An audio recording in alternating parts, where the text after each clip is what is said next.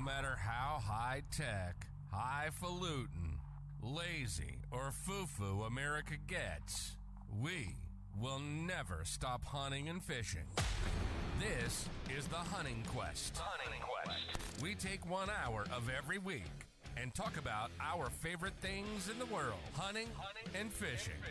You'll get tips and help on the fishing environment locally in the DMV area. Plus, we're going to have fun along the way. This is the Hunting Quest. And now your host, Mike Tippin and Bennett Malin. What's going on, fellas? It's been a long day. It has been a long day. It's now Saturday, second day of the expo. It's about 6 o'clock. Getting close. Yeah. Countdown.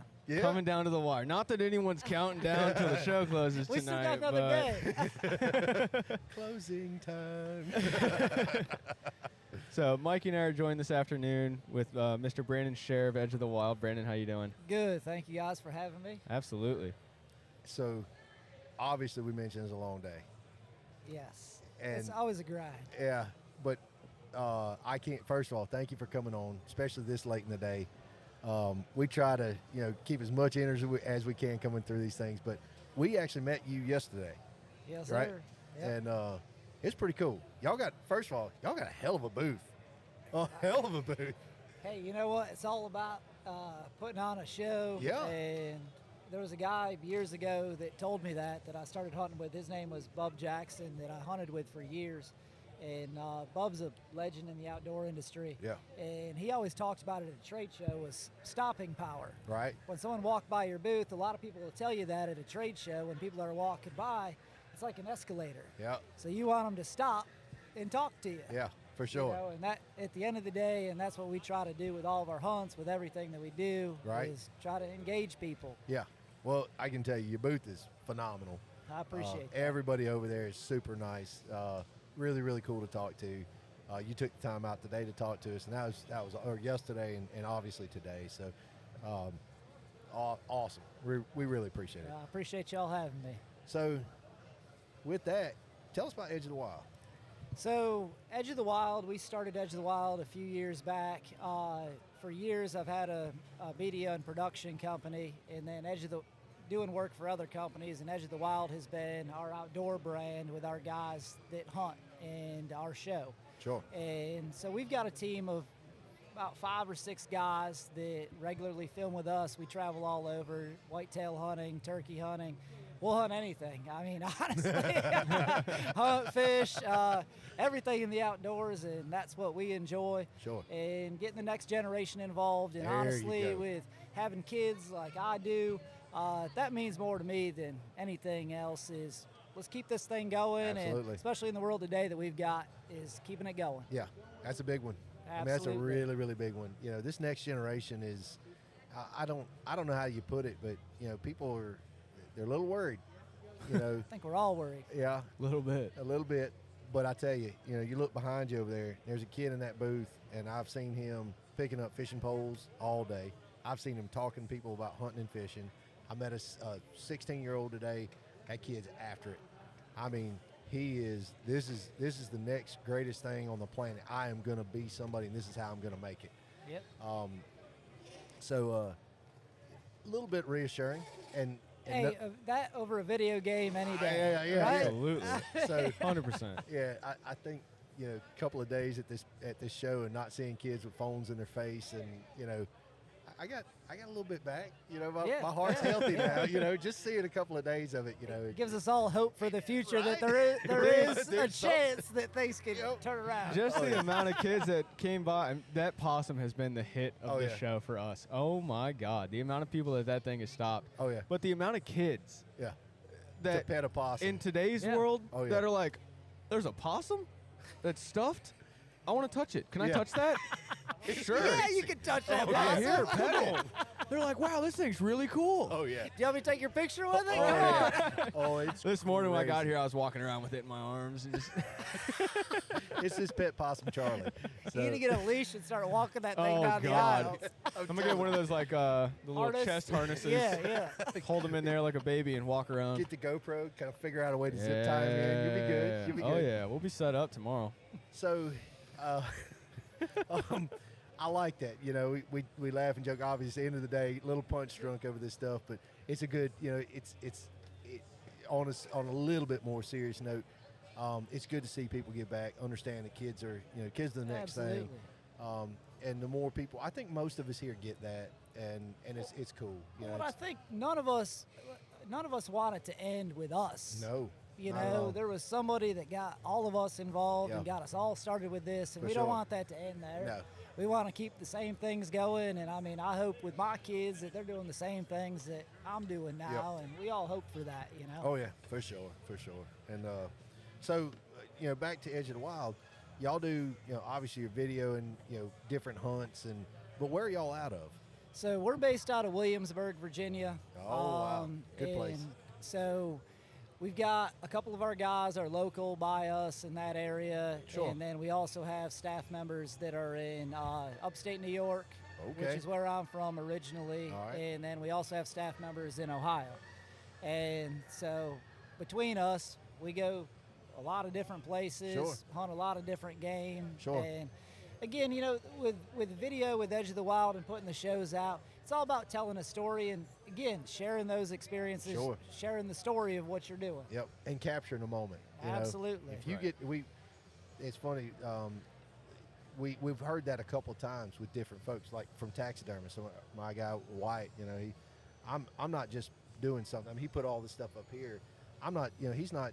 The way he puts it is, I'm capturing a moment. I'm not stuffing an animal. Right. I'm capturing a moment, and y'all are the same way. I think that's cool. And with a taxidermist, with sharing a moment that meant a lot to somebody. Yeah, for sure. You know? And Yeah. same thing with video work. And if I'm behind the camera, Yeah. it means just as much to me, Yeah. whether I shot it or somebody else shot it. It means a lot I was to a part me, of it. Yeah. That's cool. Yep.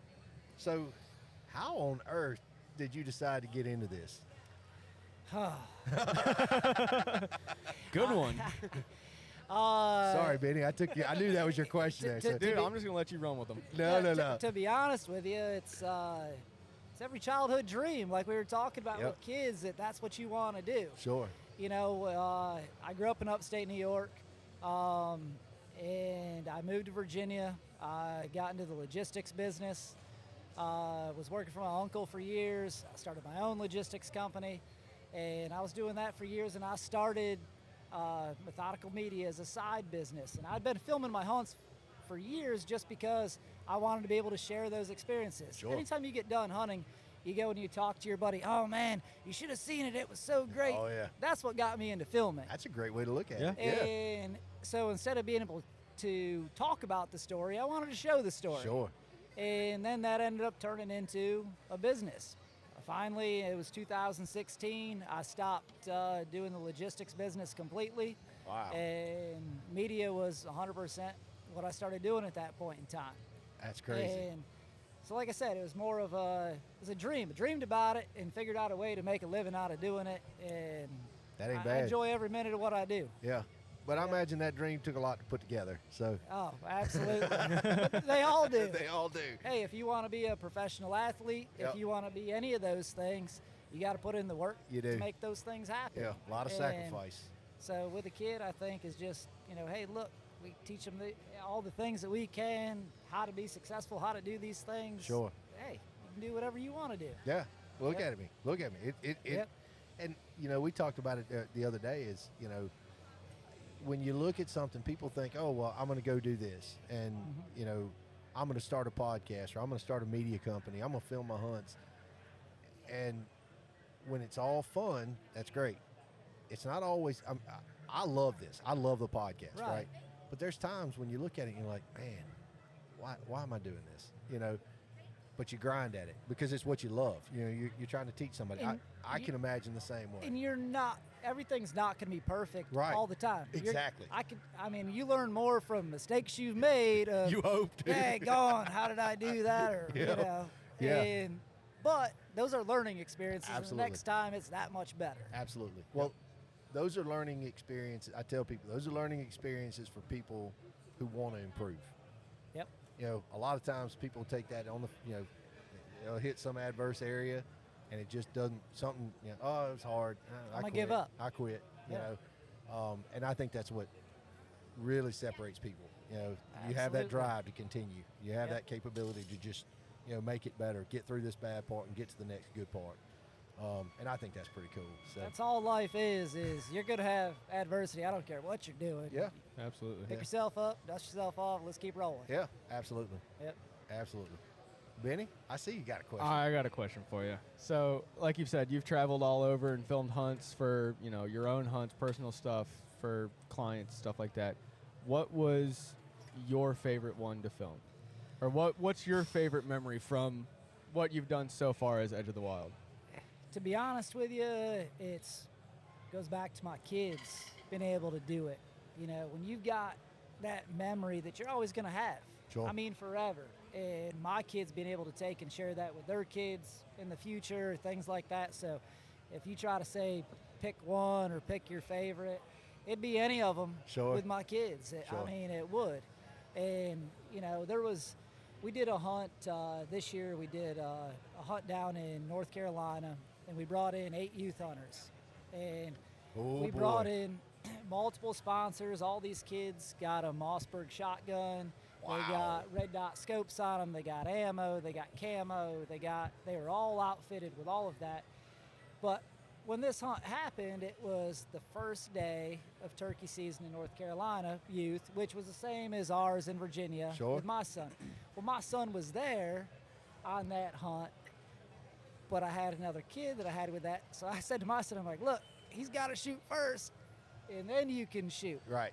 So, like, people don't realize that side of it, that my kids have to actually sacrifice Yeah. on some of that because of what I do for a Oh, living. for sure. Like, For sure. I'm the cool dad because of what I do, Yeah. but the kid still sacrifices Yeah. on some of that stuff, too. For sure. So the ones with my kids mean more That's than cool. anything else. And I couldn't single one of them out because I enjoy every single minute of all of them. I get it. Absolutely. So, what? Obviously, this is. I tried the media aspect. You know, I can't cut a reel to save my life, nor do I want to. That's Benny's job, right? Hey, man, I can't even get audio with video sometimes, all right? So we're working with what we got over here. Don't his- tell on yourself. put his name in the intro, and this is what happens now. That's what it was. So, but it's a lot of work. It's a lot of effort. It's It a lot is. of time. Is there? Let's go back. What's the hardest part of this? I mean, I can only imagine that, you know. But what's the hardest part? I don't know what I would say the hardest part is I don't know, it's all a vision. Like, so I like to think when I film something, a lot of the stuff that we do, I'm filming. If I'm filming a project, I've got a vision in my mind to film it. You know, one of the hardest things is getting the right music to go with the vision of, Okay, of all what right. you film, to be Sure. honest with you. That makes sense. Because the music matters with it. And Sure. if you walk by our booth or whatever, we've got surround sound going and music going, and I think that's probably one of the hardest parts. Every hunt's different, so you can't say that as far as the hunting aspect goes, is Yeah. that one's harder than the other. They're all Yeah, different. They yeah. all have got their own challenges and their own things with that. Yeah. But everything's a challenge, always. That's pretty cool, though. You know, it's unique, right? Yep. So Benny's got. I see him over there. He's got something. I don't know if I'd go that far. Oh, all right. No, so with doing the filming and stuff like that, obviously you're going to be working during your hunting season as well. Do you get time to hunt for yourself, or are you just grinding out those 90 days, whatever it is, per always species? make time to hunt for myself. Okay. So Why work for yourself if you can't enjoy your time? Exactly. through that. So There with you that go. being said, what's your favorite species to go after? It's kind of two-sided. I love whitetail hunting. Sure. You know, me personally, we live in Virginia. We don't have 200-inch deer. Right. You can only hunt what you got Right. around you. So we're allowed to kill 3 bucks in Virginia. I can't tell you the last time I've killed 3 bucks. Sure. I don't need to fill all my buck tags, but I'll normally pick 1 or 2 and I'll target it. And with whitetail, it stresses you to death. Oh God, I yes. mean, you want to pull your hair out. So I love the pursuit with whitetail. Yep. When it, food plots, all the things, setting up your property, doing all of that. But I really love turkey hunting because it's fun. Oh yeah. It's fun. You're not sitting there all day in a stand. You're not freezing your tail off. Yep. You're not things like that. So I don't know. I mean, I think I have a lot of fun and excitement turkey hunting, and we kill a lot of turkeys. But I like the whitetail side of it too. I think it's kind of I'm happy when each season comes. Yeah. And the pursuit of both of them. And Those are my two favorite though. Yeah, absolutely. glad to be outside, right? Absolutely. Yeah. Say, especially you get a little off time to go hunt. Dude, that's my mental That's a health win. I break. don't care. Yeah, I say I wouldn't care what I'm going hunting for. No. You get a day off work to go hunt. Or fishing for that matter. Oh, I don't I say care, just time to get outside Yep. and just clear your brain out and not have to You think. had a bad day. Let's go fishing. And sitting there at a computer, better when you're talking about that, sitting at a computer is same thing with me. Is Oh, like yeah. people think that it's all great because you're, oh man, you get to hunt, you get to that, You this, and I'm No like, idea. you realize all that's got to get put together Yeah. somehow at the end of the Oh day. yeah. Oh yeah, that's what Absolutely. Mikey and I joke. That's everyone's dream job until they actually get to do it. Yeah. It's still a job at the end of the day. Oh, It is. absolutely. And like he's a guide, and I tell him, I will help a guide. I'll go out and help in a blind and all that stuff. But what I found out a long time ago was you can love duck hunting or you can love deer hunting, but if you're a guide, you have to be completely obsessed with it. And insane. Yeah, and insane, Yeah. 100%. Yeah. And you can't want to do anything else because that's all there is to it. And it is truly an obsession. And the media aspect of it, I've seen what y'all go through. I've seen the cameras get broke. I've seen the amount of media that was not good. The audio quality wasn't perfect, so you didn't use. Dude, It's not like a movie scene where you filmed it and it didn't come out right, and you're like, hey, go back and do that again. You can't have a deer or a turkey or an elk or whatever. Come back and do that again. oh, it's right the first time or it didn't Yeah, happen. yeah. So Well, I think that's what makes it so special. It To is. me, like that, knowing that side of it as a hunter, watching hunting videos, that, God, knowing the amount of work that goes into it, and we've worked with a few film crews in the past, and still do, and just the amount of work that the amount of work that goes into the filming, nobody understands it. It No. really, to get a 8-minute video is sometimes hours worth of footage Oh, yeah, to put I'm- together just a couple minutes. For a good one, absolutely. incredible. Yeah. And it also, there's times, hey, I'll tell you this too with turkeys. So this past year, I think we killed 37 or 38 on film. And I can tell you, not every one of them came out perfect with film. Yeah. They're a wild animal, and that's Yeah. you Yeah. can't- welcome it's- yeah. welcome to the animal kingdom, right? Yeah, exactly. Absolutely. That's like I watch these guys that do the tornado hunters. Yep. And you'll watch an entire episode and you'll see tornadoes or whatever. But these guys, they didn't take a direct hit, and you're sitting there and you're like, but those dudes were like within, half a mile of a tornado, and it's like, who does that? Not Who me. goes out do that? And the same can be said for people who try to video animals, video hunts and and stuff like that. For sure. And it's nuts. I mean, it's just absolutely nuts. For so sure. I did get to watch some of your video stuff, and that's pretty tight, man. I appreciate That it. stuff is yeah. impressive. So, so we talked a little bit, obviously, like turkey hunting, but you mentioned something else real quick, and I heard the food plot aspect. Yep. I'm always fun. It's always interesting to talk about food plots. So, it's kind of an awkward segue, but we're going to do it anyway. Why? What? So, I hunt over most of the most of the hunting I do is over corn plot, Yep. or over food plot, not corn. It's Freudian slip. Don't tell. No, is over food plots, and we spend a lot of time making sure that our food plots are put together right. Right. You get into that way more than we do, I imagine. So, let's talk about food plots. So the one main thing with food plots that I try to tell everybody is it depends on where you're hunting to. Sure. So we're here in Virginia. We're on the east coast of Virginia, which is the east coast of Virginia is different than the west part of Virginia. Sure. You get out there in the mountains, it's colder. But a lot of food plot things you see, a lot of hunting shows you see, they're out in the Midwest.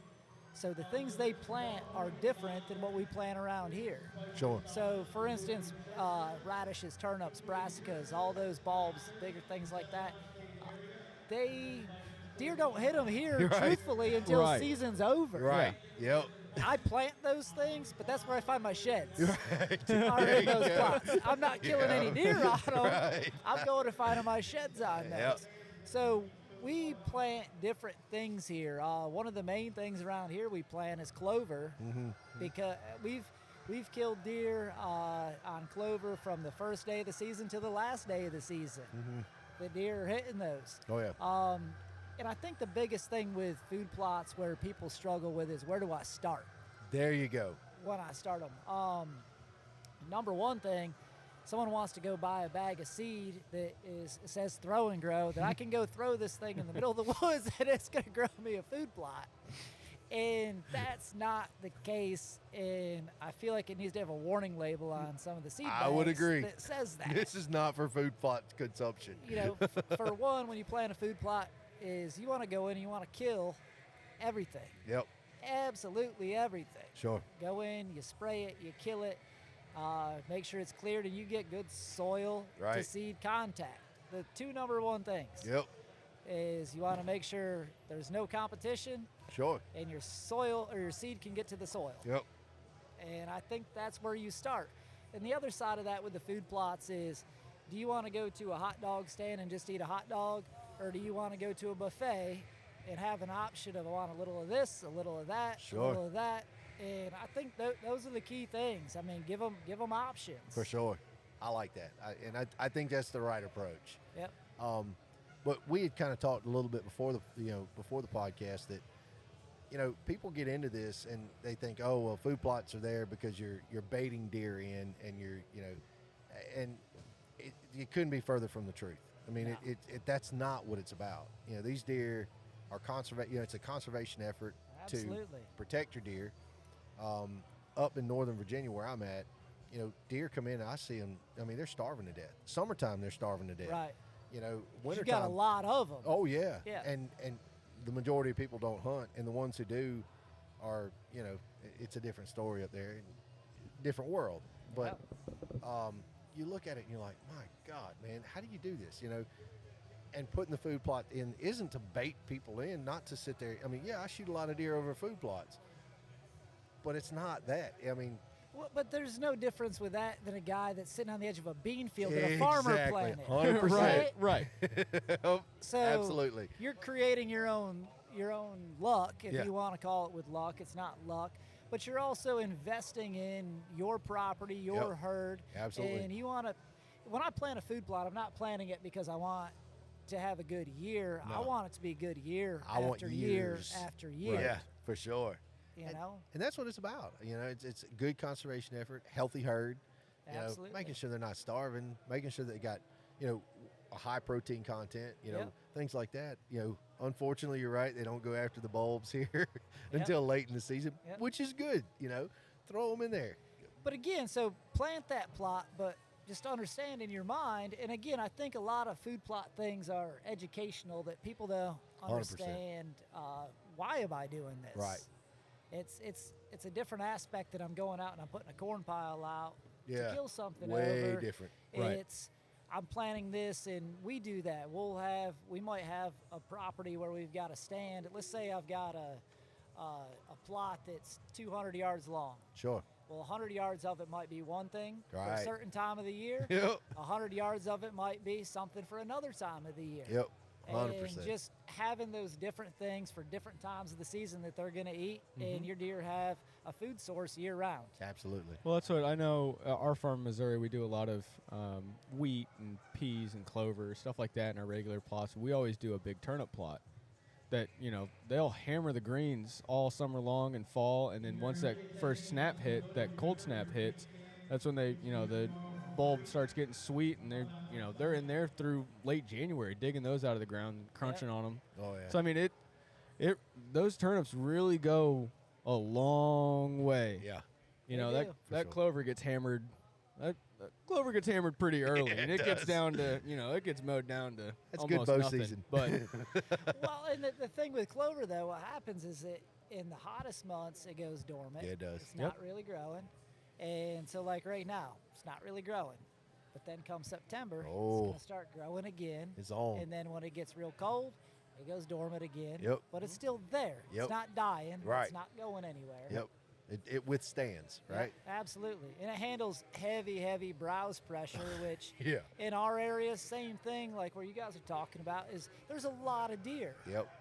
You go plant, you try to plant an acre of beans, you can forget about Oh, it. yeah. It's gone. useless. As soon as they sprout up out the dirt, they're gone. They're gone. Yeah. It's funny because we stopped. We were headed up right across the street from our Airbnb. It's a bean field, and I stopped and I'm looking over there, and you can see first 3 rows there's no beans on it. They've all been eaten off, and you're sitting there and you're looking, and you're like, man, that's freaking crazy.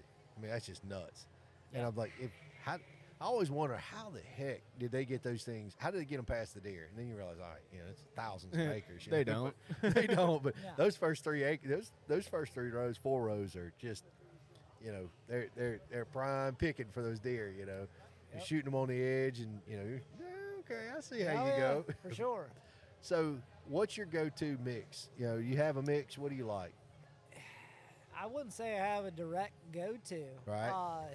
In our area, I use winter peas a lot. Okay. We always mix some oats in with it. Sure. And we'll do radishes, turnips, sugar beets, rape, things like that.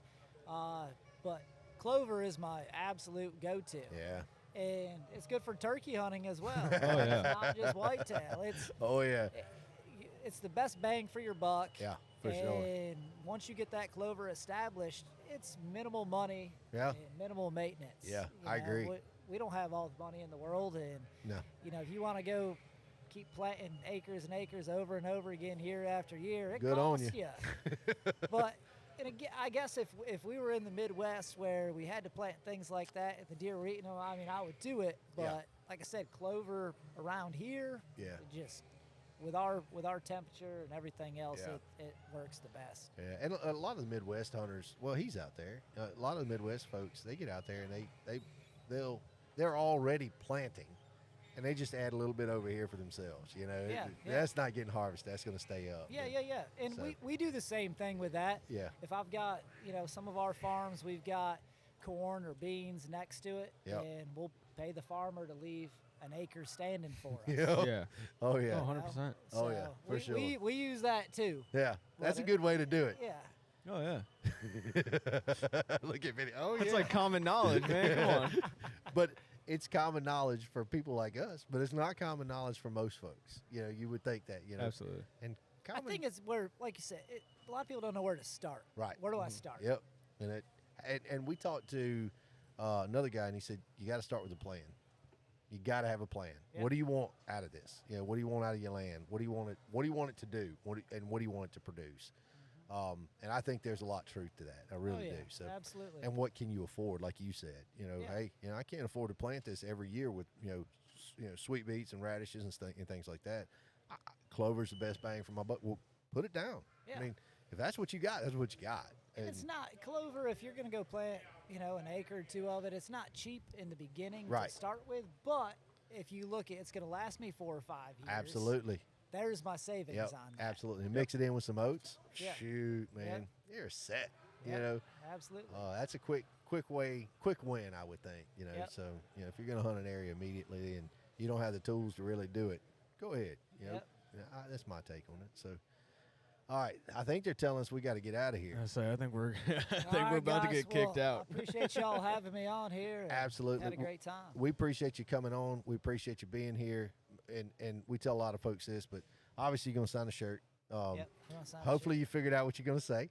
Yeah. But if you hadn't, that's okay too. But we appreciate you being on here. We can't do this without folks like you. It's been a really good conversation. We'd love to have you on again. And so, Absolutely. kind of hit some more areas, talk about some turkey hunting and some of those other things there. So, Appreciate it, guys. Best of luck to y'all, too. Absolutely, man. Thank you. Absolutely. Thanks, Brandon. All right.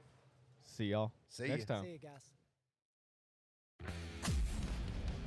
You've been listening to The Hunting Quest.